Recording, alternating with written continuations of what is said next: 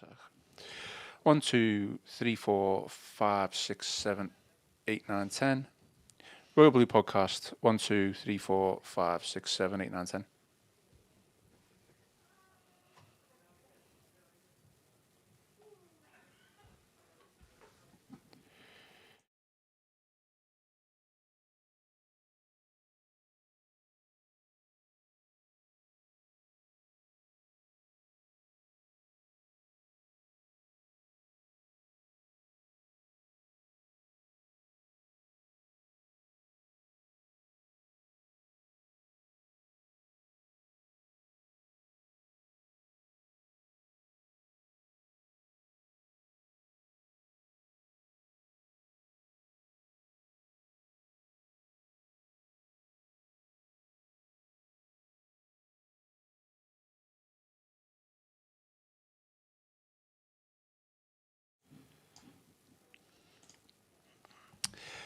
Hello, everybody, and welcome to the Royal Blue Podcast. It is the Friday show. It's the preview show ahead of the Bournemouth game. It's also deadline day, and we are live. And I am your host, Ian Croll. Joining me in the Royal Blue studio today to talk all things Everton, we have Everton FC correspondent home and away, Joe Thomas. Big smile on his face. Joe, how are things? All good? Yeah, not too bad, cheers. Not too bad. In it for the long haul then today, obviously early start and plenty going on. Yeah, kind of been keeping an eye on things this morning. I came into the office back in the lunchtime just to plug myself in onto the blog and to here for, be all the way through till probably midnight, 1 o'clock now. 11 o'clock is obviously the deadline. But yeah, things like deal sheets and a few last minute shenanigans. If you remember this time last year, it went very late. We had a really busy deadline day with lots of outgoings, likes of Maupay, Tom Cannon, Alex Iwobi being the big one. I mean, last year it kind of extended well beyond it because the international break that then followed immediately after the transfer window, where you had Sheffield United, then you had the break. We had that just madness with Damari Gray, and he obviously ultimately moved to Saudi Arabia. So not expecting there to be the kind of turbulence that rocked us this time last year, but it's a busy day. It's already been a busy day. It's going to continue to be a busy day. We'll see where it takes us. Just as we're on now, Spezia, the Italian side, have just confirmed that they've got the under-21s midfielder Khalid Jankpata from Everton. Watched Jankpata start against Blackburn under-21s up at Southport on August the 16th on the Friday night in that win. So he was out in Italy yesterday. I think he flew out there. That's a deal that's gone through. I think that's a permanent one. So that's just one. You're kind of getting buttered because obviously you got the big ones like DCL and Mangala, and then you got the academy things and everything like that as well. No, exactly. Well, you've got to cover it all, obviously, and report back to obviously all the Blues. I mean, they're obviously standout names which we are going to discuss. That are up for discussion on deadline day. Before we do, just the usual plugs. Hit the bell and drop this video a like if you haven't already, and please subscribe to the YouTube channel. Agenda, as mentioned then, obviously deadline day, so we're going to get the latest from Joe, the ins and outs, and obviously we are going to discuss Bournemouth, preview that big game tomorrow. Big game. Very big game. Pressure, you would say, is on. We'll come on to that, and we'll discuss and debate what Sean Dyche should or probably will do. Let's start then with one incoming. Obviously reported a couple of days ago, Mangala, midfielder from Lyon. Medical is happening or happened, and deal to be completed before the close of the window. Yep, pretty much so. So, he's had his medical today. Not aware yet of any issues that have come from this. Very much seems to be one that's on track. I think reported it around the Doncaster game, that the interest was there and Everton were exploring a deal. That seems to be going through the Lyon midfielder.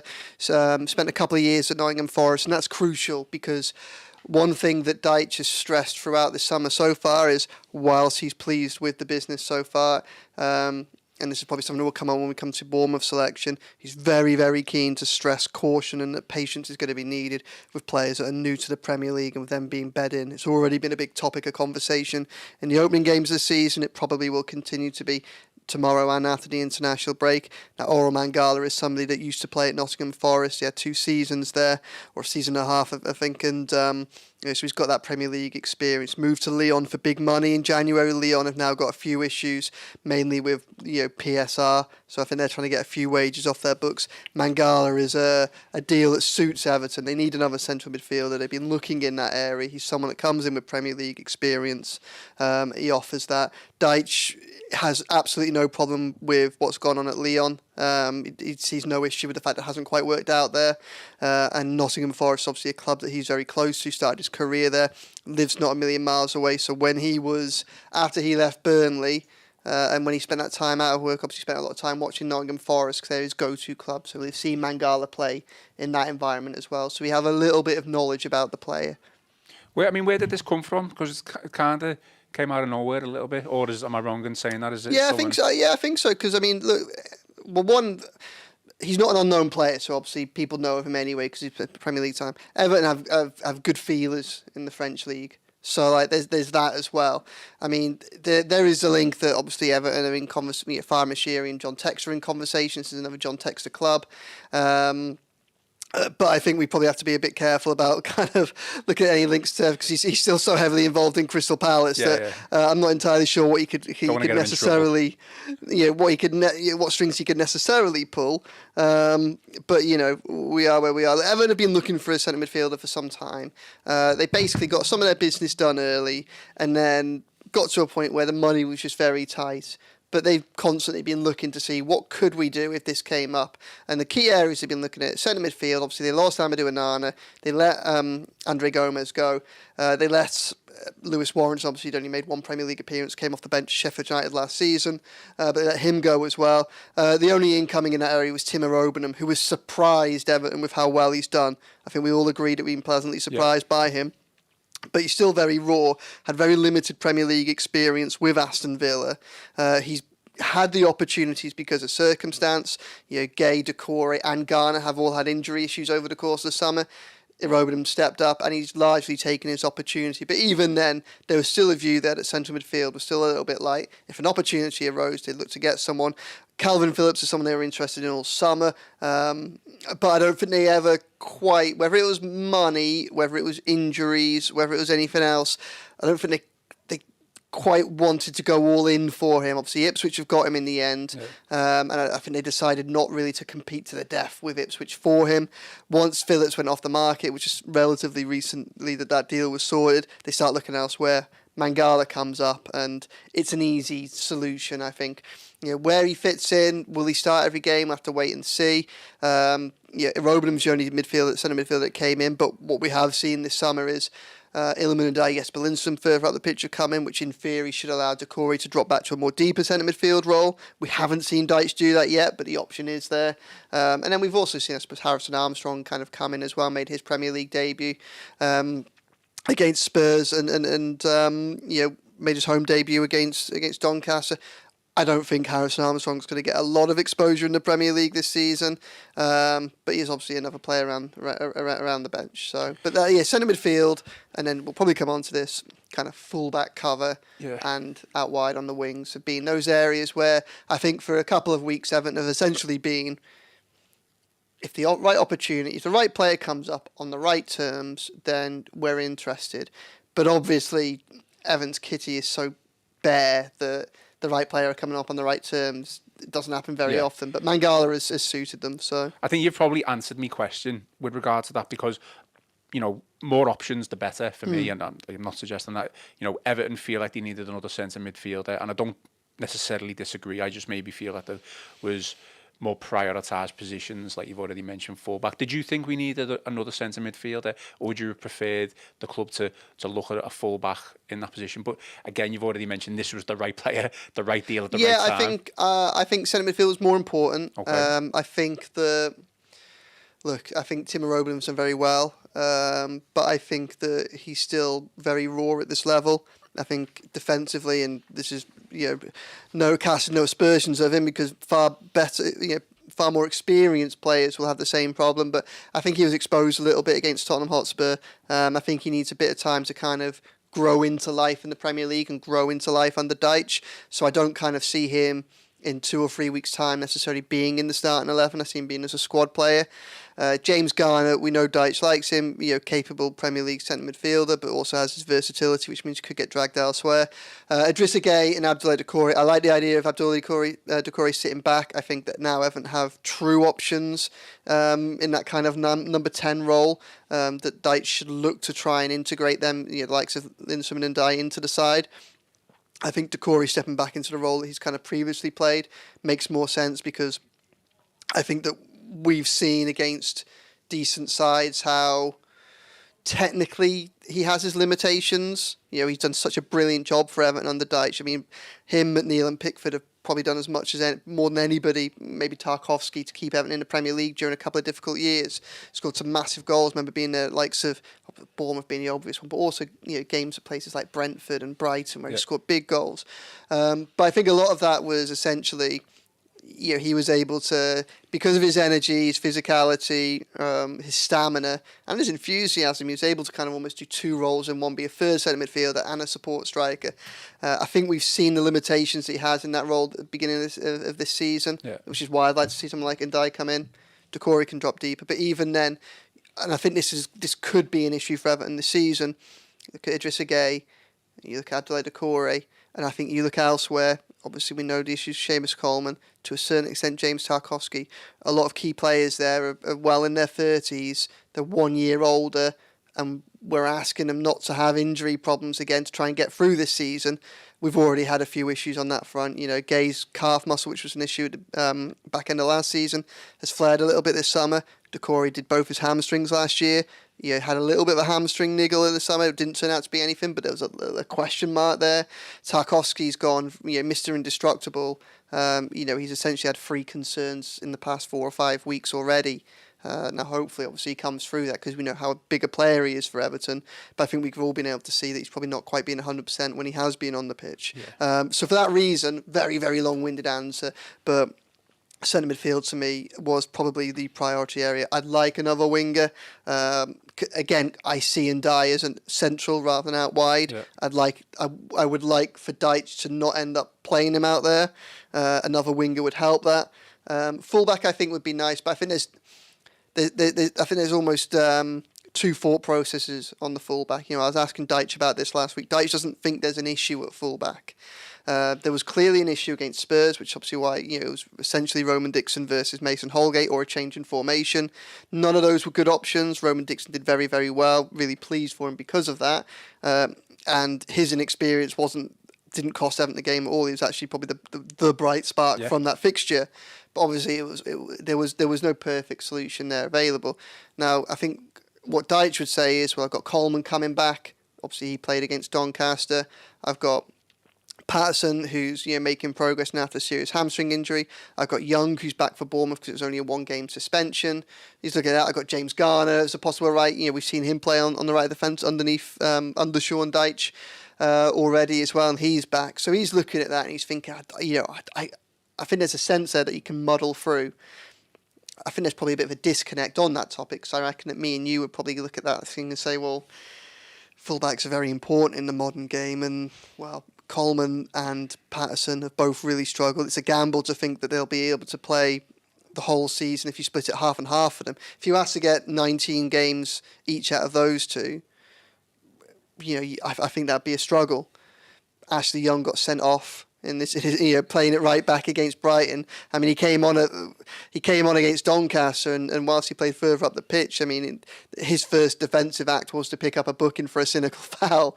So I mean, I think that's an unhappy. And I think also you flip onto the other side and look, Vitaly Mykolenko had a great season last year. He's Everton's. He's a good left back for anyone in the, certainly anyone mid-table in the Premier League.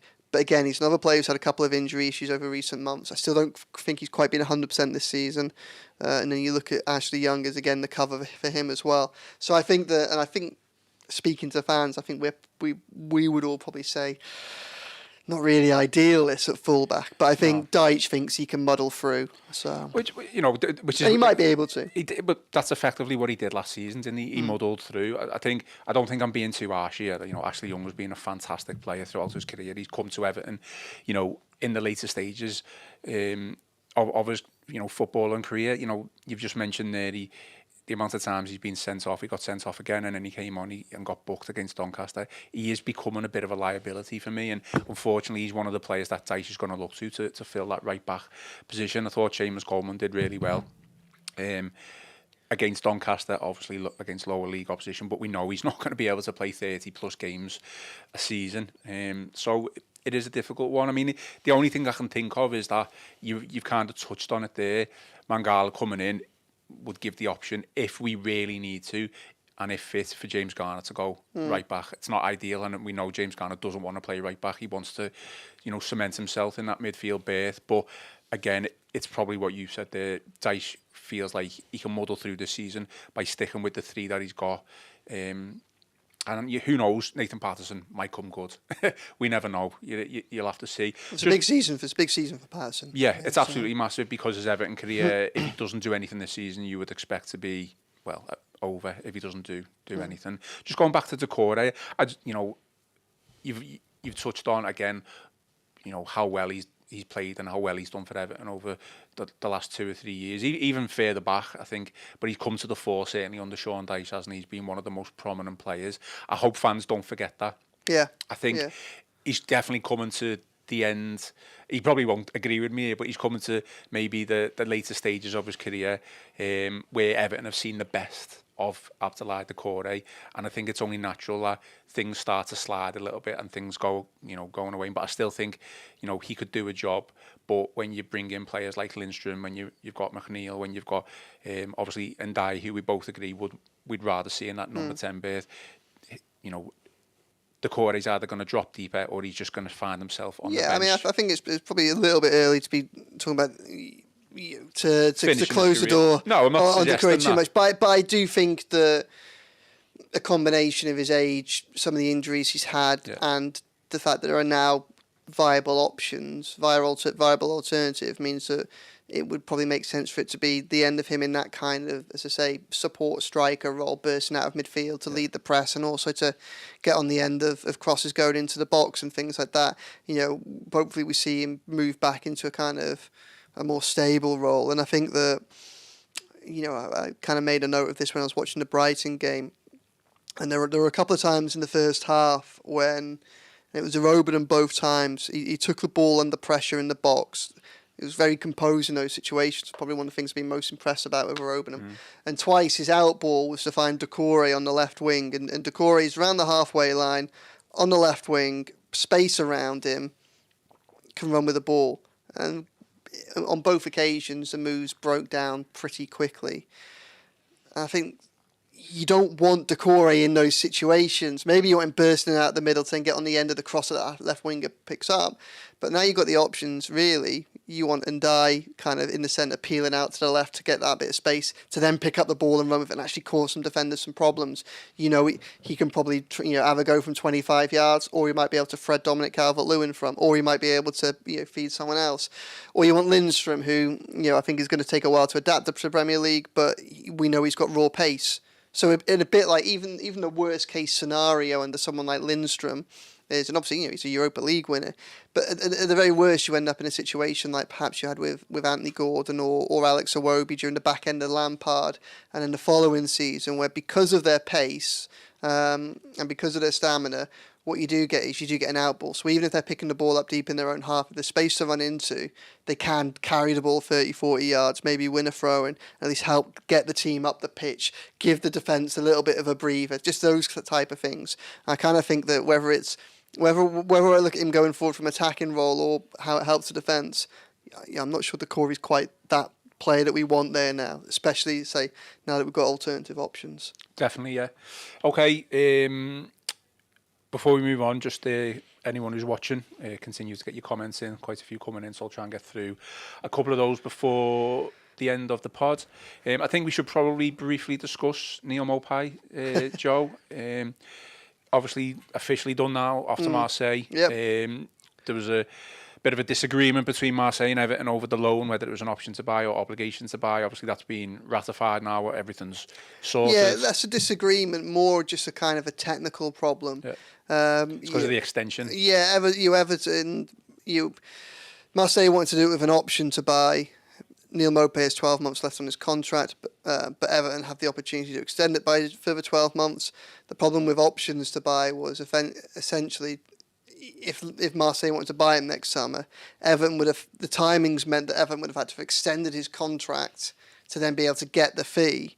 But then that obviously leaves you in a little bit of a grey area where you could essentially commit to paying a player that you don't really want for another 12 months, something go wrong, and then all of a sudden you're stuck with him on the wage bill, you haven't got the fee, and you've got to try and figure out what to do next. So that's where the kind of complications were. Marseille come to the table because their kind of main striker got injured.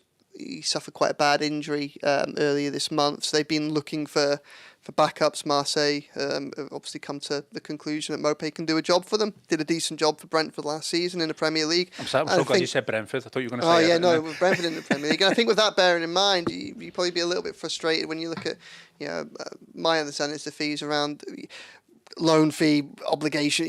Everton are due to get about $6 million for the deal. It could rise to 10 if everything went really well. Well, obviously, I think this goes down as a fail for everyone. This it's turned a bit ugly, hasn't it? Let's face it. It has. I mean, his tweet yesterday just wasn't. Yeah, it was. It's a little bit sad because I think that initially had a lot of sympathy for Neil Maupay because I think we've all been pretty clear. Struggled to see what the plan was for him to come. It felt very strange for him to come in.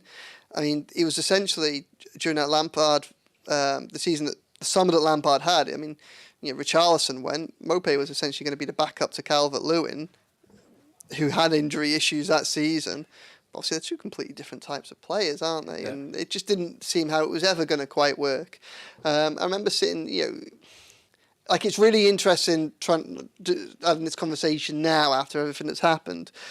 But he's a really compelling speaker, Neil Maupay. And I can remember sitting down with him he would have been about 21, 22 months ago now when Everton were in Australia during the World Cup.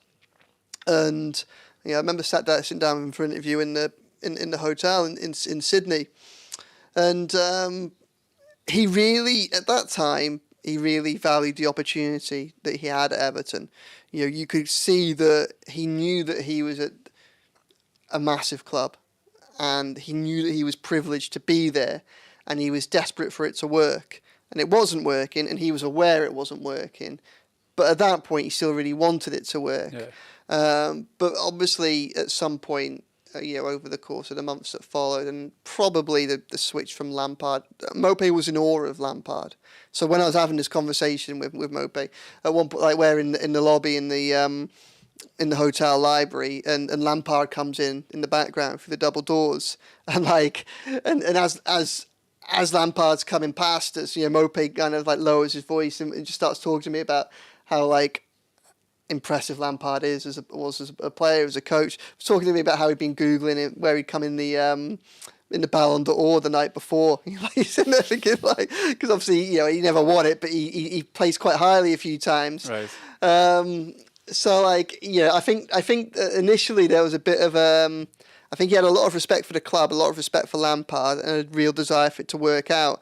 I think the fact that it didn't work out, Everton do have to take some responsibility for that. But obviously things don't have to get as sour as the way they have, and it's peculiar the way that he kind of has ended up with this animosity towards the club. I know that there's been question marks about him and his performances and things like that, but ultimately, he scored one goal. He isn't really in a position of strength to be talking about. To Prison Break. It was a Shawshank Redemption, wasn't it? That kind of sense of him being trapped there. Well, I mean, desperate to let him go. In terms of situations where you're environments in which you're trapped, being a Premier League footballer, earning the amount of money that he's probably earned. There's some pretty good hostage situations, aren't there? I'd say that's one of them. Unfortunately for him, and it's all self-inflicted, he's become this banter king on Twitter. And I think if you don't take offence to it too much, it is actually quite funny. But he's certainly not going to get many friends on this live stream, and we've got one here. No need to feel sorry for him. He did that post for attention, and he got it. The fact he hired social media managers to boost his followers. Maupay's got a cheek. if he concentrated on improving in his goal scoring abilities, maybe he wouldn't get abuse. I think that's probably another good thing as well. Concentrate more on your football rather than your social media. Yeah, well, he didn't really get a huge amount of opportunities, but he did. But what he did do was he did get two big opportunities. First, when he first arrived, I think about his first game. Probably Maupay's time at Everton could be quite summed up by his first week, when Everton signed him in the final stages of the transfer deadline day of the summer transfer window 2 years ago, and messed it up because they signed him on the Friday. They were playing Leeds away on the Tuesday. They believed that he would be available for that Leeds game, but hadn't factored in the fact that the Monday was a bank holiday, and the way in which the Premier League technicalities work. You have to be registered by midday the day before the game. So that's why, Orel Mangala, I think, is going to be an Everton player, but he isn't one yet, so he probably isn't going to be available for Bournemouth tomorrow. So you had this situation where he went to Ellen Road expecting to play, and with the club expecting him to be able to play, and then a whole shit show ensued, and that probably just sums up the. But anyway, I remember him. He ultimately made his debut in the derby. Missed a big chance there. Imagine if he'd have put that in at 0-0. Would have been. Imagine if on his debut he became a Merseyside derby goal scoring winner. Didn't happen. Scored a goal against West Ham the week after, so he thought, maybe, but then it didn't work. And I do think back to the beginning of last season when Calvert-Lewin was out injured. Dyche did give him a chance. Remember that opening day defeat against Fulham? We had a chance, didn't we? Yeah, we had a big chance, and I think him and Decore both missed big chances at 0. I know we all rolled our eyes after those first few weeks when we kept hearing about XG, but there were big moments that could have gone very differently, and history might have been different. But. Well, we said we'd briefly discuss Neil Maupay, but it's turned into the Neil Maupay podcast. Okay, let's move on to Dominic Calvert-Lewin then. Obviously, this has been an ongoing transfer saga, contract situation for, the entire summer. The entire summer, hasn't it? So Paul Joyce tweeted that Chelsea were effectively in for Dominic Calvert-Lewin, but there was a major difference between Everton and Chelsea's valuation for him. Everton are looking for 25 million for the striker, and Chelsea not willing to go that high. But again, Paul Joyce also reported that there was a proposal which was discussed for Everton to take striker David Fofana as well. So, I mean, if Calvert-Lewin was to go today, surely the club could not let Calvert-Lewin go without bringing in a replacement, whether that's an adequate replacement or not, because then you're effectively left with just one fit striker. So what's the situation then? What are we expecting? Yeah, well, I think anything could still happen. Obviously, the longer it goes without a resolution, the more likely it is that he stays at Everton. Yeah. It's probably a scenario in which there's no good outcome, I think, bearing in mind the way in which this is all played out. That the most important thing for Everton at this stage is money. Yeah, that's what they want. Obviously, as a player to be pure profit from PSR. They're still going to have PSR complications in this financial year.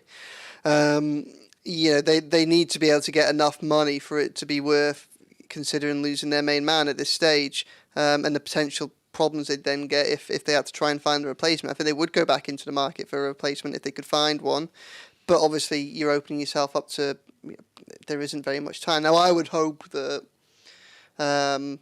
Saying this with Gavin, our podcast the other day, when you look back about 18 months ago when Anthony Gordon left, Kevin Fowler came out and they said there was essentially two things that he learned from that. One was there were two things that he said that I kind of took as learning from that. One was that he'd set a deadline, after which point there was no, he wouldn't let the player go because of the implications it have on the transfer window. I don't think Everton are in a position of power on this. I think, it'd be all well and good saying, it's too late now, we're planning for the season with you. I think the reality is if someone came in with a serious bid, they'd have to consider it for the financial reasons. But the other thing he said after that was the money was there to potentially bring in a replacement, but they didn't have enough time to source it. Now, or to use that money to bring in a striker, I think it was, because the striker was the big issue at the time. Now, look, there would be nothing easy about doing business in the last 5-6 hours of the transfer window, but it can get done. I would hope that, bearing in mind that we've always known that this situation could unfold.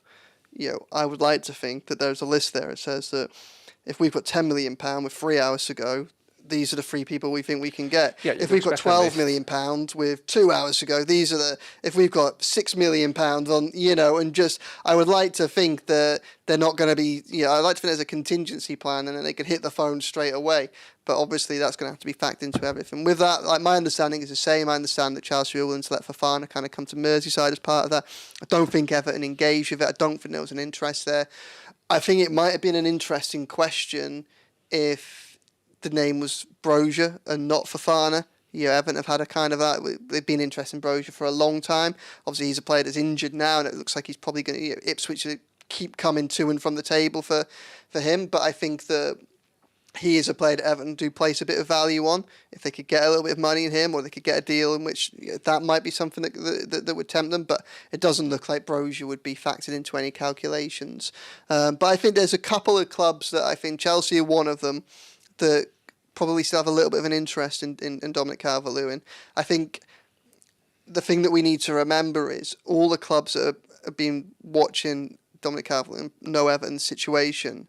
So they all probably know that they could, pick up the phone at 5 o'clock tonight, if nothing else has worked out for them, and probably still have a good go at getting him. So, there's probably increasing pressure on Newcastle. They haven't had a very good summer. They've missed out on most of their targets, obviously including Dominic Calvert-Lewin, where there was an issue in June when they tried to get a deal over the line. I wouldn't be that surprised if they came back into Callum Wilson injured, missed the start of the season, so they might want to strengthen a little bit. But I think, and I said this, it might have been 4 weeks ago now, but on this podcast, I said the thing that seemed to be the case with Dominic Calvert-Lewin was that he was maybe second, third or fourth on everyone's list. And it required them to kind of go through all their other options first. And I think probably if there was to be a scenario in which Dominic Calvert-Lewin was to go today, it would probably take something like Chelsea are currently in talks over Victor Osimhen, and they're in a battle with one of the Saudi Arabia clubs to try and get him. If Chelsea were to walk away from that, they clearly think they need a striker. Would they then kind of engage more seriously over a move for Calvert-Lewin at this stage in the window? Well, maybe, because they might think there's a bargain they could get there. So, we'll have to wait and see. I think it's looking increasingly likely that he stays, but I think that until that until we hit 11 o'clock, I don't think we can rule anything out on Calvert-Lewin, because it is a messy situation as well, and that's going to be in the back of their mind. Everton, whilst they want to get a proper fee for him now if they can, also know that this is the last chance to get a proper fee for a player for him, and that's problematic. And then we have the other situation, which is obviously the fact that how does everybody get on after today if it's just dragged and dragged and dragged. My issue with this is not you saying it, but with Everton wanting a fee for Calvert-Lewin, I just don't understand it, because. Sorry, go on. Yeah. No, it's just mainly because if we're selling for PSR purposes, then does that mean we're not going to be able to find an adequate replacement? Because you might as well just keep Calvert-Lewin and let his contract run down and go on a free. Yeah, well, the way in which all the calculations work aren't as straightforward as that. So, if they were to get, if they were to get 20 million for Calvert-Lewin, and that's all 20 million pound that goes on their books for this year, in theory they could spend 20 million pound They could spend 20 million pound on Brozier, offer him a 5-year contract, and it would only be a £4 million outgoing. The way in which the amortisation works. So although from a technical perspective. They brought in 20, they let 20 go. Yeah. From a PSR perspective, for this 12 months, the 16 better off. It's an absolute mess. Yeah. We've spoken so much about PSR over the last year, haven't we? And I'm sure we will do over the next. That's for a different day. But again, it's a mess. And obviously Chelsea are, more of a mess than anyone. And obviously they lost at Servette last night. I know they ultimately got through, but not pulling up any trees, are they? No, it's a mess, and it's been a mess for weeks, and we knew more than likely that it was going to come to this day. I think, that's it. And I think that the one thing I do think that's worth bearing in mind, and I think that, critical of the club when it deserves criticism, I don't really know how the club avoided this situation, just because, the easy question to throw at the club would be, well, why didn't you sort out a new deal for him ages ago? And problem is he's had that many injuries. This time last year, Yeah. he'd had 2 years completely blighted by injury. Could you offer him a big contract at that stage for another 3 or 4 years? It would have been madness. I agree. So I don't think there's been too many people critical of the club yeah, over this so like situation. you just in that situation where you hoped you'd either sign the new deal or a deal would come in that suits Everton and allows them to kind of look for an alternative. That hasn't happened. I mean, it still could happen, but obviously, we're running out of time. I just think he finds himself in a difficult situation now. He's got to be on form now for us, and he's got to start scoring goals. Because it's already the pressure's on to win, and if he doesn't pick up his form and score goals, you're going to be looking at Beto to be the one to coming in and changing things around. I'm all for supporting Calvert-Lewin. I think everyone is. It's not ideal, is it? Let's face it. We'll come on to whether Beto has done enough to warrant a starting place for tomorrow. But before we came in recording, there was just a little bit of talk of latest on Dele Alli. So what's the understanding of that? It kind of come from nowhere for me. These links is to Lille, isn't it? Yeah, I don't know is the honest answer. I think there'd be a degree of frustration at Everton. They've obviously put a lot of time and effort into his rehabilitation. He's not an Everton player technically at the moment, so he's a free agent. What's stopping the club from offering this contract? His fitness. Just fitness. That's it. It's his fitness. I mean, that's it. Like he's getting there, but I think that. Report was first report a couple of weeks ago about Everton entering into the new conversations with Spurs about clearing the pathway should they want to offer him a new deal, and those talks come to a positive conclusion. The ability is there if Everton want to be able to sign him up, but I think the reality is that even if it's on a much reduced, even if it's only a 1 year contract, even if it's on much reduced wages, it's still a financial commitment that the club could only afford to make if it sees enough from the player's progress and recovery to think that he can actually do a job. They don't know that yet. Deitch was telling us at the start of the season that it would take, there's one thing getting him back into training, but then has been working towards the game environment and match fitness. So what they will probably look to do is, and I think they've got they've got a behind closed doors game plan for this international break. Might still be a bit too early for Dele, I'm not entirely sure, but it'd be useful for someone like Patterson or Branthwaite maybe. They would want to see him in a number of games first, behind closed doors games. He couldn't play for the under-21s because he's not registered with Everton. So he'd have to sign a contract to play in the under-21s games. But behind closed doors games, he can play in. So what they need to see is a consistency of match fitness and match ability to then be able to go, here you go, here's a contract. Now, everything is primed so for as long as he overcomes those fitness challenges to do that, but there is still some way to go before that happens. So again, like Everton would be mad, I think, right now to be going, oh no, there's a little bit of late interest, let's give him a contract. They can't afford to take that risk. So it's just going to be one of those ones. But like, I mean,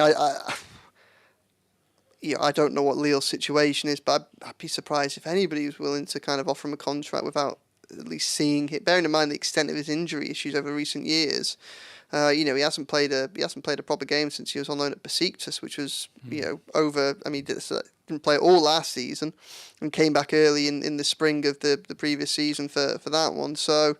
I'd probably be cautious around those deals. There's obviously a concern now that we put all this time, effort, money, whatever, into this or his rehabilitation, and then we're just gazumped by another club. I mean, there's talk of how well his relationship has developed and with Dyche. So you would like to think that there's a bit of trust, a bit of loyalty. I don't know. I just think if the club haven't offered it now, they're not going to, for me. But no, because I mean, how could you if you haven't seen him play? Like, is he injured? You just don't know. Is he injured right now? Well, no, he's training. He's just training. But to say he's in the early parts of kind of, he's nowhere near match fit. No, I know, but I just think you might as well just, you'd either take a chance or you just let him go. I think we've realised that over certainly the last year that Everton aren't in a financial position to take chances. So I don't think we should take a chance if it's like $100,000 a week. I don't know the ins and outs of the numbers. Even if it was $25,000 a week, would you really want to? No. I'm just worried that we're letting this be prolonged and go on and on and on, when our efforts and time could be spent elsewhere. Obviously we know what Dele can offer, or what he can offer in the past. Obviously, if it's concerns just over fitness and whether he's got the skill and ability and the attributes to do that, like there's two separate things there, isn't there? I don't know, like if Lille are interested and stuff like that, then we'll have to see. Any other transfer stuff? Yeah, I mean, Holgate is a player that I think Everton would be more than willing to sanction a departure for. A few Championship clubs have kind of got him on a list. Consider going in. That'll probably be a loan move. The reality is that he's on Premier League wages, and Championship clubs wouldn't be able to afford them. So I think. Is he linked with Valencia?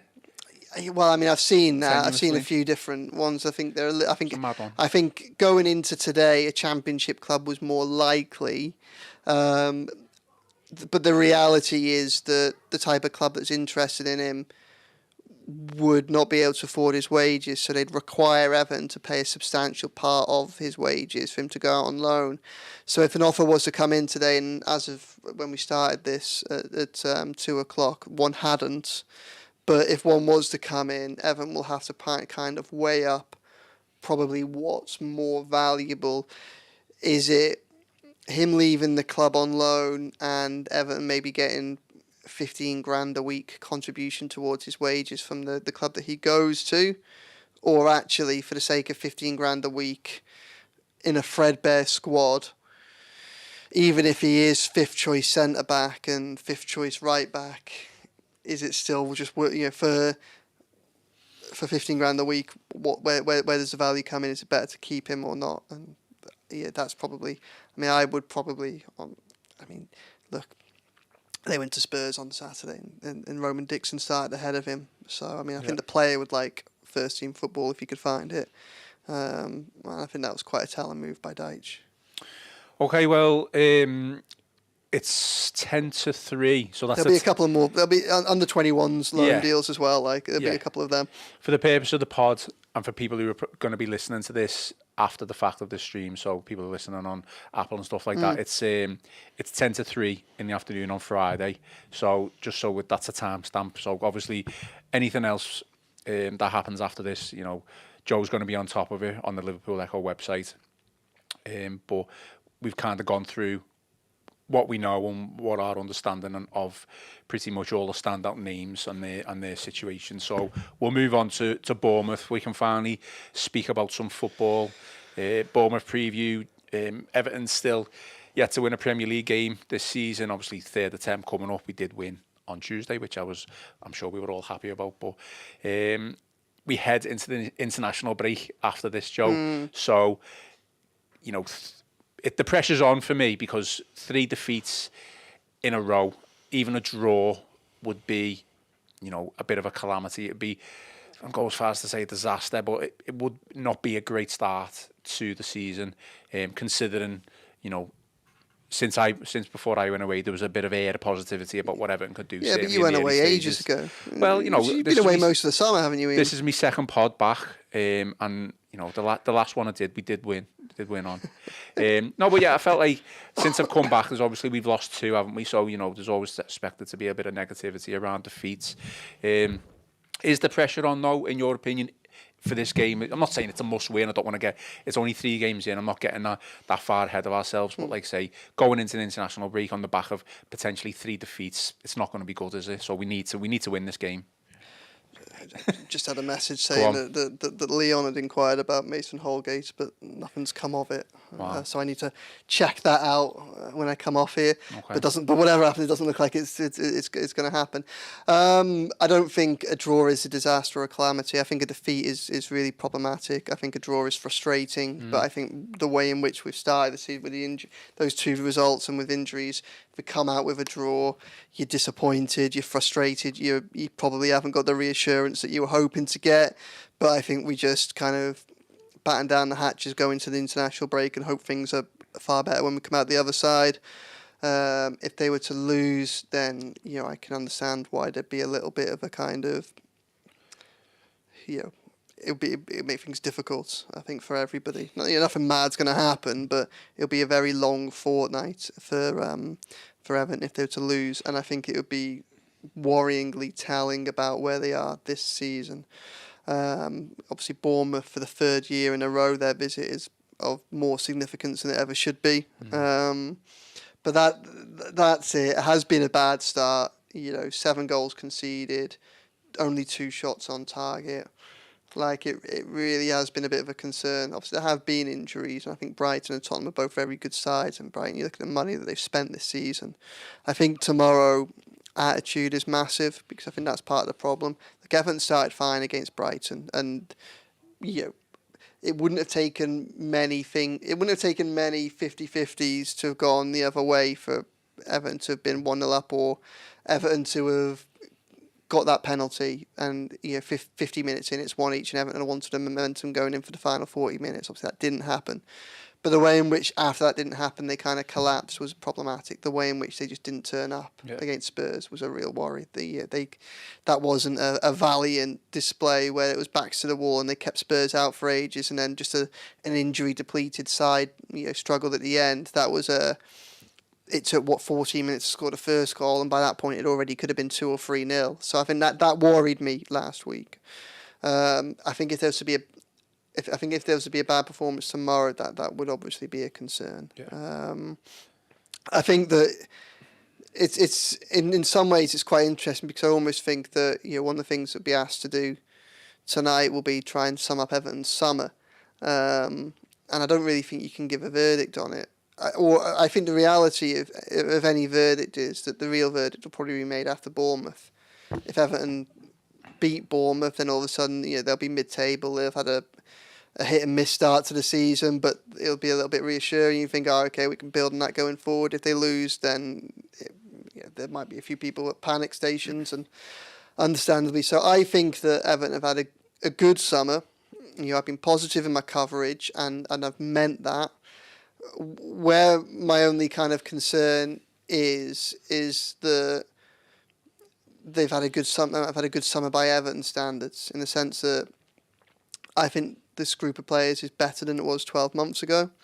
The danger is that Everton are getting better, but better by increments. They're getting better by 5%, 10%, and I think the thing that's worried me since the season started, so over the last 10 days, and we're seeing it even now, is since you're there on the eve of the campaign and you're doing all your predictions, and that so many of those clubs that I was relatively comfortable at Everton were in the same mix as, and maybe better than, have gone out and not just spent tens of £1 million on a player, but several of them have done it multiple times. Fulham have done it a couple of times.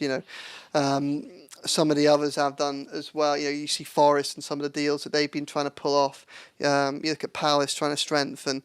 You even look at Bournemouth, or you look at, Southampton. Spend big money on Aaron Ramsdale, and that's the thing that just concerns me a little bit. That some of these other sides that, arguably, if you look at what the table should have been last season, should have been playing catch up with Everton.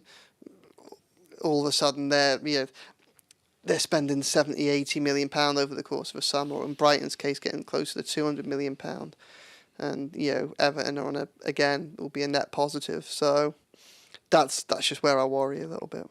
Okay, well, Stuart Wilson has pointed out positively that our home record against Bournemouth is quite good, so we should get a positive result. That's it, yeah. James Graham has said, what's your teams for tomorrow? Which is exactly my next point. Actually, it's not. Before we come on to teams, just injuries, because obviously Branthwaite has missed Branthwaite's not. Branthwaite won't be back. Patterson won't be back. Chimity won't be back. Those three are all longer term, although the hope is that Branthwaite and Patterson might be close after they or certainly closer after the international break. Coleman and Garner both played 60 minutes on Tuesday. Neither had any adverse reactions. Tarkowski was left out as a precaution. They weren't sure if there was an issue there, but that was okay. He trained yesterday being Thursday, so they're expecting him to be available. I think that's it. off the top of my head, I can't think of any of the others. Okay. Team selection then, I guess, and then predictions, and then if we've got time, we'll quickly go through some of the comments. Team selection. What are you going for? Yeah, I mean, Pickford starts in goal, Mikalenko at left back, Coleman's back, so he goes to right back. I'm starting Keane and Tarkowski in the middle. I know people will say about O'Brien. We cover this on Monday.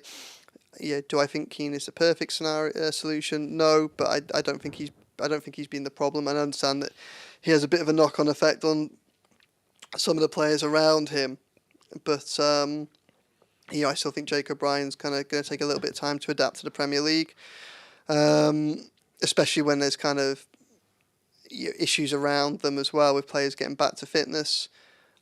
Where the big change for me is I'd have him dying. I'd have him prominently. So I would have Decore and Idrissa Gueye in kind of my centre midfield.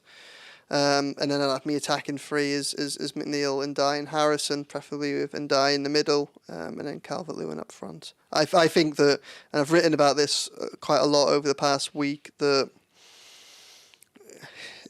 I think that for all that we have to give credit to Sean Dyche for what he's done over the past 18 months, the way he's kept Everton up against the odds for 2 seasons. Obviously, there have been times when it's been uninspiring to watch, and I think that he's been able to rely on the fact that pragmatism has been necessary, and also the fact that he hasn't really had the options to do anything different. I think one of the side effects, if you go out and have a summer where you sign the likes of a Europa League winner like Lindstrom, or someone like Ndiaye, who we can see he's got a bit of trickery and magic going forward, it creates an expectation. And I think that the glimpses that we've seen of Ndiaye in particular against Roma and against albeit being Doncaster, with all respect to Doncaster, they create that. So even at Spurs last week, Everton only got their first shot on target once Lindstrom and Ndiaye came on. So I think there is an expectation that that the style of football gets a little bit better, and I think that so much of Everton under Dyche has been built on a strong defence. At the moment, Everton don't have a strong defence.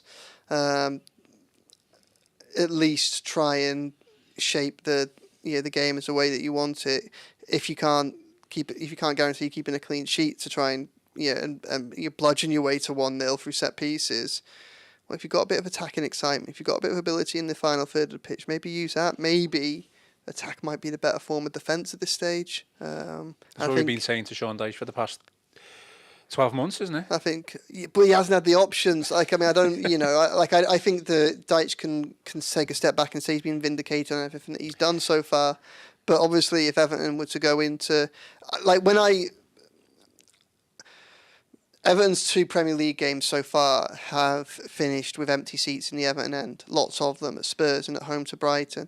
And I don't think that has necessarily been because of the results and the scale of defeats. I think it's been because of the style of the defeats. Collapse against Brighton and the way in which they struggled in the final half an hour. And then at Spurs, the way they just failed to put up any fight whatsoever.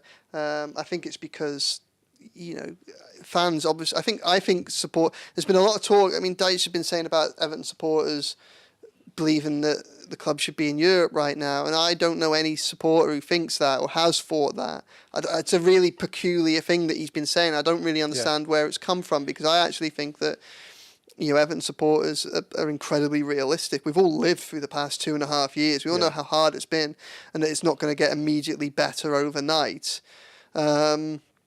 But even if you're going to lose games or struggle in games, there are ways in which to do it. And I think the bare minimum is to, I don't want to be like players are trying, but against Spurs, they just failed to land a glove on them at any point in that game, and it was incredibly frustrating to watch. And that's it. They want to either, at the very least, surely you want Everton to be making it difficult for sides to beat them. Now, whether that becomes because you're solid and you're in their face and you're aggressive, or whether that's because you're causing their defence problems and making them think about, worry about attacking because you've got your weapons on the pitch that can damage them. Either way, at least gives opposition teams something to think about. And other than that first half an hour against Brighton, which at best was a 50-50, it was end to end. I don't think Everton have done that, and I think that's the minimum for tomorrow. The Europe line from Dyche was an interesting one, wasn't it? Because, like you say, no one knows where that came from. Although someone said fans on podcasts that talked about it, Joe, even winning cups too. I mean, that might be a dig at me. Like, no, it may be. like, I don't think Sean Dyche would actively listen to the Royal Blue podcast, but why not? Why wouldn't he? Well, I don't know. Like, I mean, no one else provides as much comprehensive coverage. So, like, I mean, that's it. Everton's media team may brief him.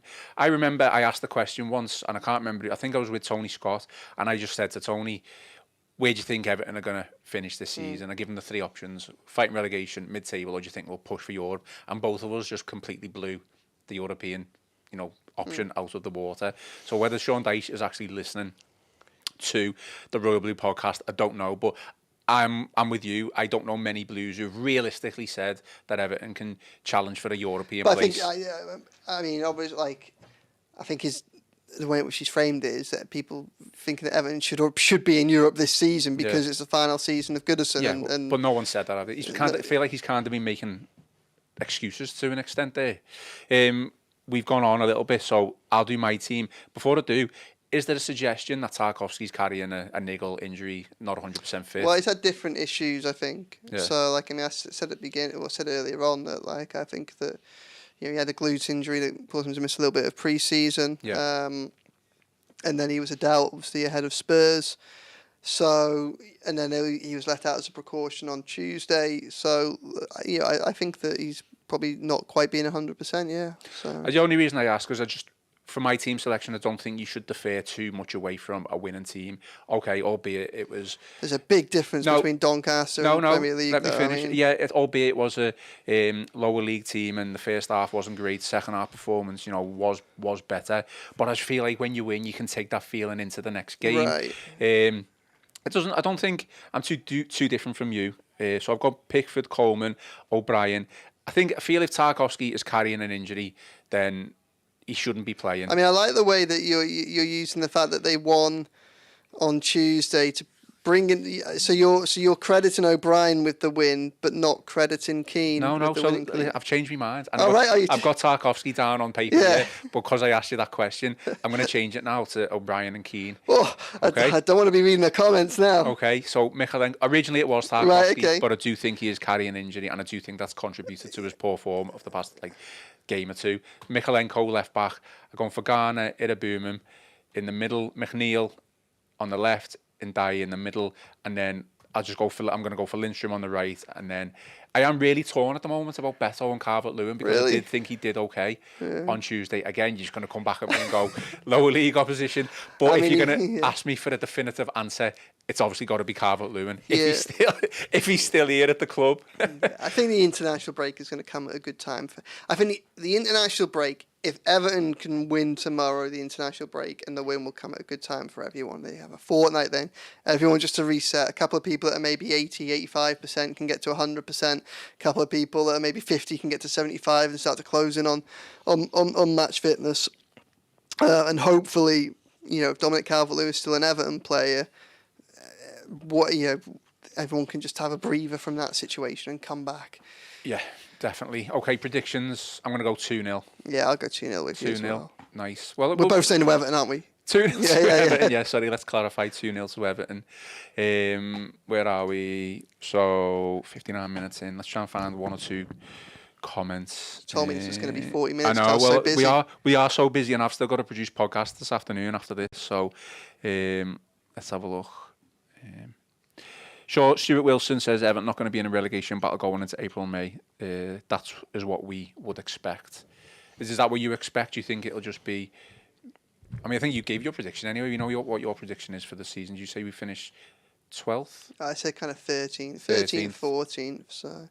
Okay. People still want to see Everton try and control the game despite us passing the ball to the opposition to score in both Premier League matches.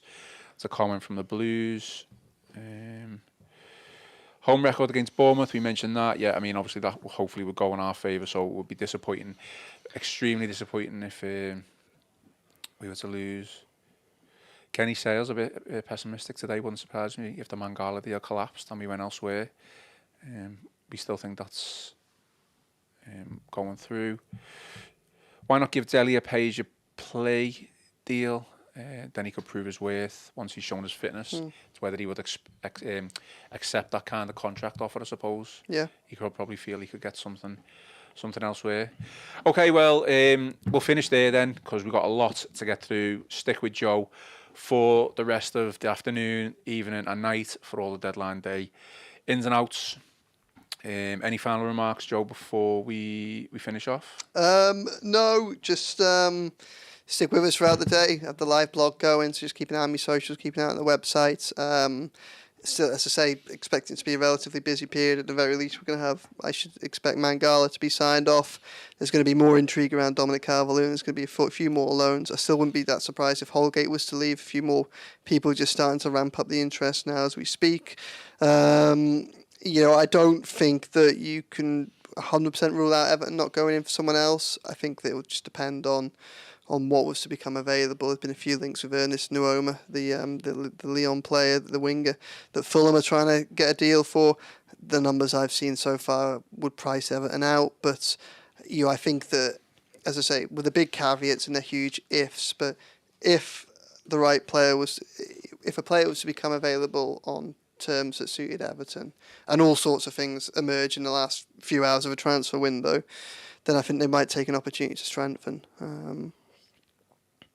And I noticed on the rotor that you've got some time off over the next week or two as well. I'm just allowed? I'm hoping that Everton. I'd hope anyway, but I'm just desperate for Everton to win tomorrow, because I've got a little bit of time off over the international break, and I just don't want that to be spent in a meltdown, because I think that we'll finish this off and finish the podcast off with this. I think we saw this at the weekend with the London Euston stuff, how long a bank holiday weekend can be in news cycles and sports news cycles, and how that kind of hit the headlines in that Sunday night, Monday morning gap where people are looking for something to fill and give prominence to. Obviously, it was a concerning incident, and it was problematic, and I've written and spoken about that. But I think it probably got even bigger because there was a vacuum of information out there, because it was just, as I say, a bank holiday weekend, and after the fixtures had finished, well, if we think bank holiday weekend can be a long time in football, I think an international break certainly can be, and I think that we got a flavour of this last week, but I think a lot of national organisations and social media based sites like to have a crisis club, or a club that they can say is in crisis, and I think that Everton at the top of the list for a lot of them as to who they think might be closest to it. So if Everton were to really struggle tomorrow, then I can imagine a frustrating fortnight where a lot of stuff is generated about the club, and whether I'm in the office or sat at home, which is what I'll pretty much be doing, I think, for not going away anywhere. So the last thing I want to be doing is having to kind of check things out and field stuff out around that. So definitely, and a win tomorrow will go a long way in not putting Everton in crisis, I think we shall say. Okay, well, that is all for today's show. Please remember to hit the like button on this video and subscribe to the Royal Blue podcast if you haven't already. And if you listen on Apple, Spotify and other audio platforms, give us a review. 5 stars would be great. Okay, well, I've been Ian Croll, joined by Joe Thomas, and this has been the Royal Blue podcast.